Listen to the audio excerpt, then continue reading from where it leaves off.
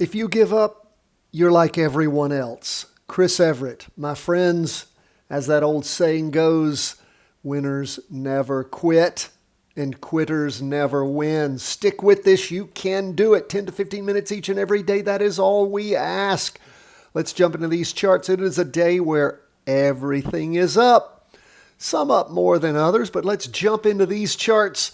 What do we see going on with the S&P? I was telling you I was hoping that we would get a red spinning top by the end of the week if things were going to crank over and go down. I don't know. We've not gotten a red spinning top yet. We can see on this latest two-day candle, first day of the latest two-day candle, we've broken through that trend line. Does that mean that it's not going to still go up? Could it get back into the trend? It could. But again, it hasn't. We'll see what happens on Friday. If it's a big down day on Friday, we could go red. And if we get a red spinning top here, it may very well show us that we're not going to get back up to the previous high of last week. Up for the day, 0.53%. We'll just see if maybe it's because of this week after all those down weeks popping up. Maybe that was just all that exuberance. Going to take a while to gather that energy again. It's just digesting those gains. You can see that still got a day to go, and our volume is higher than last week already. Now, it was a shortened trading week last week, so we'll keep an eye on things and see how it goes as we get into Friday. But just keep your powder dry. Pay attention. You can see on the half day up in the morning, just a little below the weekly trend line in the afternoon, up a little bit more in the afternoon. Lots of indecision there. Lots of volume in the afternoon. And again, not a lot of volume on that two-day chart compared to the average, which has been going down here over the last 5 days as we look at it. What do we see going on with the Qs? The NASDAQ 100 now, we do have a decent spinning top. I wish we had a lot of volume with this interim high here. We can see the prior interim high, we had a lot of volume. Then was heading down for 4 weeks. It grew very weak after popping up to that high during that spinning top week, the 16th of December. Then another, almost a doji there. A red down candle, spinning top last week popping up, and then this week dying. And look, we're already up there at average volume and still a day to go. So we are paying attention to this. Up for the day, 0.45%. Well, let's see what happens on Friday. We can see again where things have been ticking along on the half day, trying to move up as the volume has been weakening the last day and a half. Volume weak this first day with this green spinning top. So let's keep an eye, see which way the NASDAQ is going to go. Is it going to be one of these weeks where it starts the precipitous downturn? Let's see what happens on Friday if things really crank over or crank up. What's going on 20-year U.S. government bonds up 0.37%. Again, we can see we had a big Monday, pulling back a little on Tuesday. We can see Tuesday might have been up a little bit. Again, it's hard to tell overall when you're looking at Heikin Ashi candlesticks. Why?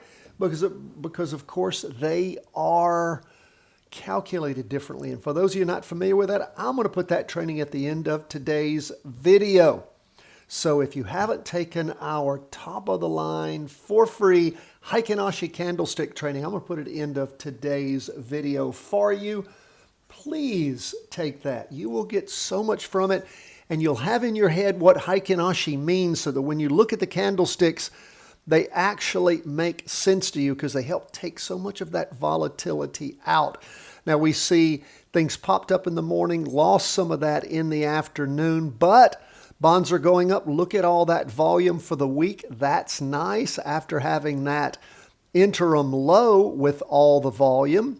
Green spinning top last week with no volume, but it looks like the up move is trying to get some energy and get out of the gates.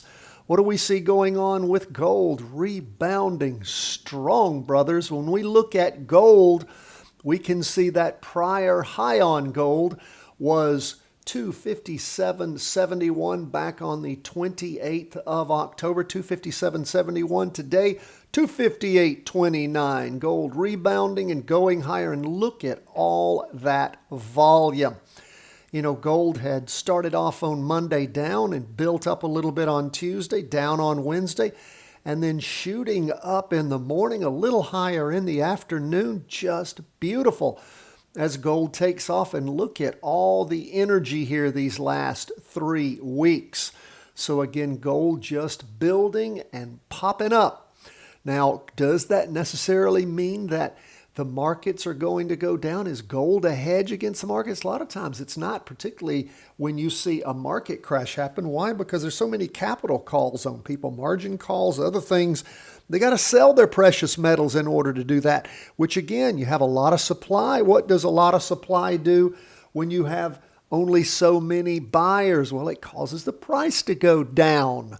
So don't always see that happen at the beginning, but again, stocks aren't tanking, so gold has that liquidity to push itself up. So we'll keep an eye on gold as it continues to rally. What do we see going on with Bitcoin? Up a little bit, 0.62%. You know, we saw where yesterday it was just below the weekly trend line. Today, pushing up just above it. Look at all that volume in the afternoon. Not a lot of movement on price, but a hell of a lot of volume. Look at the volume on the 2-day. Big time. And of course, for the week, big time volume, even though we haven't hit the highs of last week or the highest high when we go back to the 16th of December that week. You can see here where Bitcoin really shot up, but it's trying to get up there. Now, again, remember the red volume doesn't mean negative volume. It means that this candle opened lower than the prior close.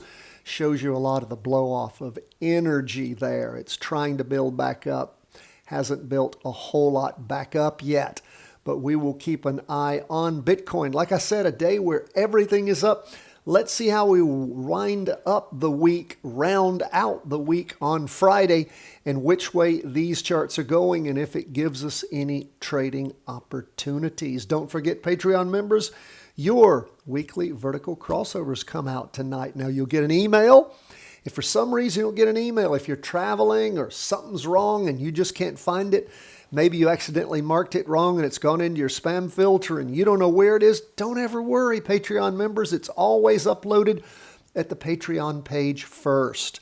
And of course, we send you early access. It's been up there for a couple of days now at the Patreon site to charting cryptos, commodities, and currencies, which we do every week and release early to our Patreon members. You're interested in supporting the work we do here, getting my book for free, which you will absolutely love. 3-wave trading. 3 waves, that's the weekly, the 2-day, and the half-day. It comes for free, the PDF, when you sign up as a Patreon supporter at any of the 3 levels. God bless, my friends. All the best from the whole team at Charting Wealth.